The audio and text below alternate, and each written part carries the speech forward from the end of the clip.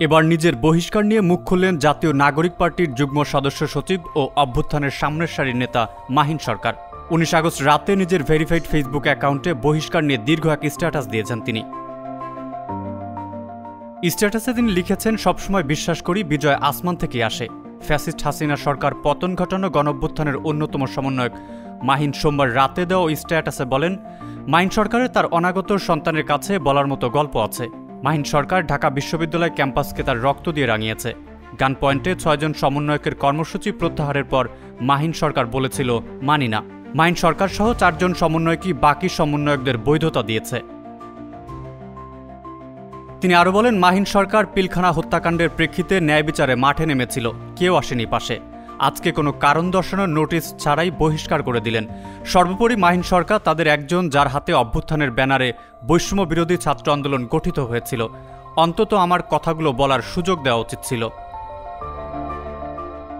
আত্মপক্ষ সমর্থনের সুযোগ দেওয়া উচিত উল্লেখ করে স্ট্যাটাসে তিনি লেখেন, যদি গুরুতর আর্থিক অনিয়ম কিংবা চারিত্রিক স্খলনের মতো অভিযোগ থাকে, তারপরও সংগঠন সমূহে আত্মপক্ষ সমর্থনের সুযোগ দেওয়া হয়। আমি সে সুযোগও পাইনি। এটা সামগ্রিকভাবে নবগঠিত রাজনৈতিক দলের জন্য ক্ষতিকর হয়ে গেল। সবশেষ তিনি লিখেছেন, আমি সবসময় বিশ্বাস করি বিজয় আসমান থেকে আসে, জমিনে তার প্রতিফলন হয় মাত্র। ঢাকা বিশ্ববিদ্যালয়ের মুক্তিযোদ্ধা জিয়াউর রহমান হলের শিক্ষার্থী মাহিন সরকার বৈষম্য বিরোধী ছাত্র আন্দোলনে কেন্দ্রীয় সমন্বয়ক হিসেবে ছিলেন সামনের সারিতে। পরে বৈষম্য বিরোধী ছাত্র আন্দোলনের কেন্দ্রীয় নির্বাহী কমিটিতে পদ পান তিনি। এছাড়া শুরুতে তিনি জিয়া হলেও নানা কার্যক্রমে জড়িত ছিলেন। পরে জাতীয় নাগরিক পার্টির যুগ্ম সদস্য সচিব হিসেবে জাতীয় রাজনীতিতে পদার্পণ করেন। এর মধ্যে ফের ডাকসু নির্বাচনের সিদ্ধান্ত নিয়েছেন মাহিন। এক্সট্রিম মশার কয়েল প্ল্যান্ট ফাইবার দিয়ে তৈরি, ডেঙ্গু, চিকুনগুনিয়া বাহি সহ যে কোনো মশার বিরুদ্ধে দেয় এক্সট্রিম সুরক্ষা।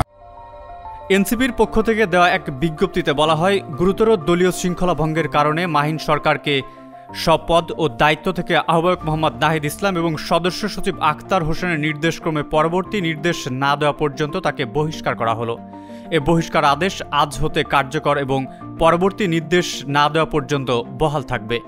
জানা যায়, ঢাকা বিশ্ববিদ্যালয় কেন্দ্রীয় ছাত্র সংসদ নির্বাচনের সাধারণ সম্পাদক পদে মনোনয়ন নেওয়ার জন্য জাতীয় নাগরিক পার্টি থেকে মাহিন সরকারকে দল থেকে বহিষ্কার করা হয়।